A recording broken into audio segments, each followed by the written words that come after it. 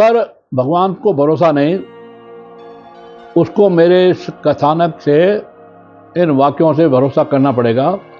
विज्ञान भी आज तक पता नहीं लग पाया कि क्या माया है और यह क्या प्रकृति है। हमारे 4 धामों में सबसे ऊपर बद्रीनाथ, केदारनाथ। केदारनाथ में कुछ वर्ष पहले बाढ़ आई और बादल फटा, बस्तियां डूब गई, लोग डूब गए, होटलें ख़त्म हो गई और जो केदारनाथ के किनारे किनारे रोड थे वो ख़राब हो गए, ख़त्म हो गए। परंतु एक बड़ी चट्टान और आई हिमालय पर्वत से, उस चट्टान ने शिवलिंग का कोई नुकसान नहीं होने दिया। यह सबसे बड़ी विशेषता है। भगवान शिव ने खुद अपने शिवलिंग को बचा लिया और केदारनाथ पे ही, और दीप प्रज्वलित होता रहता है 24 घंटे, वर्षानुवर्ष, पता नहीं कब से। और उसमें न कोई गैस है और न कोई मिट्टी का तेल है और न कोई किसी तरह का ईंधन है, फिर भी वो ज्योति प्रज्वलित होती है। ये एक कुदरत का खेल है। भगवान को मानना पड़ेगा लोगों को। ये उत्तर में। दक्षिण में, ध्रुव दक्षिण में चौथा धाम है रामेश्वरम।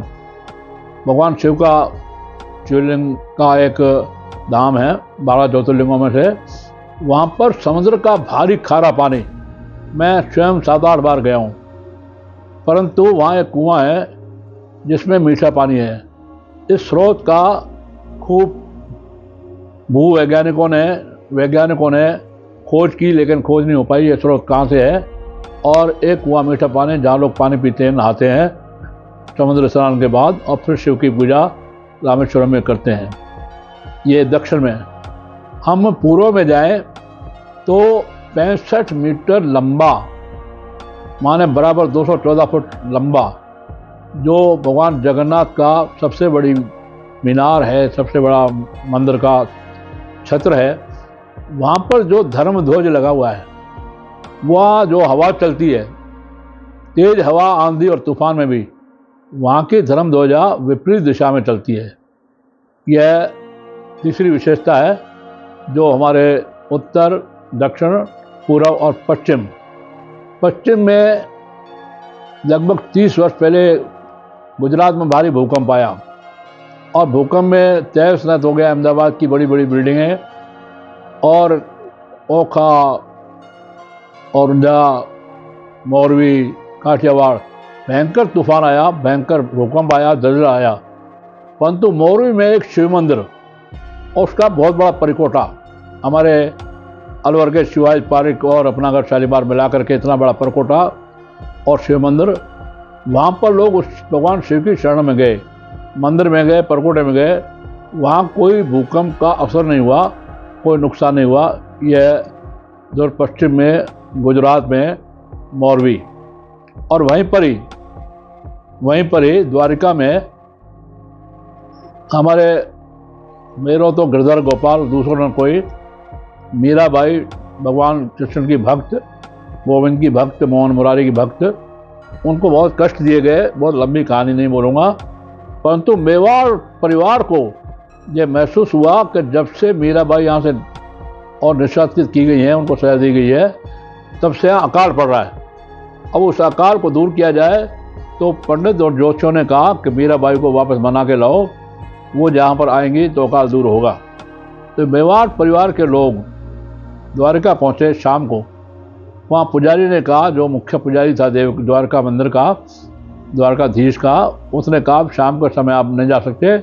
मीराबाई शाम को गिरधर जी का, भगवान कृष्ण का विशेष स्तुति करती, पूजन करती है, आप सुबह ही जाएँ। भोर में चाहे 4 बजे, अब मेवाड़ के जो परिवार के लोग 7 लोग भोर में जगे, 4 बजे नहा धो करके मंदिर के अंदर भूमिगत गए। तो मीराबाई को देखकर आश्चर्य हुआ कि मीराबाई भगवान श्री कृष्ण की मूर्ति में, गिरधर गोपाल की मूर्ति में और समा गई। और उन्होंने बहुत हाथ जोड़ा, लेकिन वो मूर्ति में समा गई, पत्थर की मूर्ति में, और सिर्फ चुन्नी बची, चुन्नी का एक टुकड़ा वो लेकर के आए।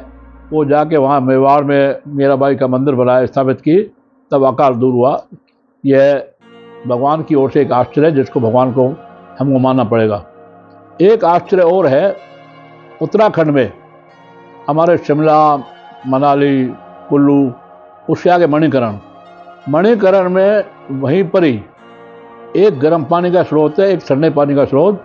वैज्ञानिकों ने बहुत पता किया, लेकिन आज तक ये पता नहीं लग पाया कि स्रोत कहाँ से और कैसे स्वयं स्फुटित जल निकलता है।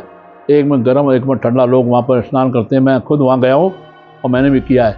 हमारे अलवर ज़िले, राजस्थान में ही, राजस्थान के अलवर ज़िले में ताल वृक्ष है, जहाँ पर मंदिर है और उस मंदिर के साथ एक गर्म पानी का, एक ठंडे पानी का स्रोत है। वो वर्षानुवर्ष कब से चल रहा है। मुझे लगभग गए हुए सबसे पहले मैं 62 वर्ष पहले गया, लेकिन पता नहीं वर्षों से, पता नहीं युगों से कब से गर्म पानी का, ठंडे पानी का जल स्रोत है। और इससे आगे बढ़ करके हिमाचल प्रदेश में कांगड़ा में ज्वाला देवी के नाम से वहाँ कई सारे देवी मंदिर है। और ज्वाला जी वहाँ पर अपने आप अग्नि प्रज्वलित होती रहती है। नीचे न, मैंने कहा, न गैस, न ईंधन, न लकड़ी जलती है, न कोयला। बादशाह अकबर को बहुत घमंड हुआ। उसको किसी ने बताया कि वहाँ पर एक ज्वाला जी का मंदिर है, माँ दुर्गा का। वहाँ पर अपने आप ज्योति निकलती रहती है और अग्नि जलती रहती है। उन्होंने बड़े बड़े लोहे के तवे, बड़ी बड़ी लोहे की शीट मोटी मोटी बना करके और उस लावे पर और ढकने का प्रयास किया कि ज्योति बुझ जाए, लेकिन ज्योति नहीं बुझी। वो तवे फट गए, टूट गए, दूर हट गए। यह एक कुदरत का करिश्मा, प्रकृति का करिश्मा, जिसको हमको मानना पड़ेगा। प्रकृति में और भी कई ऐसे स्थान पूरे देश में, भारत में है, दुनिया में भी हैं, लेकिन भगवान को नहीं मानने वालों को मानना पड़ेगा कि वास्तव में वो ज्योति प्रज्वलित अपने आप होती है। उत्तराखंड में गर्म ठंडे का पानी, अलवर ज़िले में, राजस्थान में गर्म ज़िले का ठंडा पानी, और बाकी मैंने उत्तर, दक्षिण, पूर्व, पश्चिम का पूरा बताया। मीराबाई पत्थर की मूर्ति में समा गई। यह एक सच्चाई सबको माननी पड़ेगी और मानते हैं। इससे बड़ी बात, विशेषता ईश्वर को मानने की नहीं है, इसलिए भगवान को हमको मानना ही पड़ेगा। विज्ञान भी अचंभित है। भूविज्ञान वाले वैज्ञानिक भी पता नहीं कर पाए कि सब क्या हो रहा है। भारत माता की जय।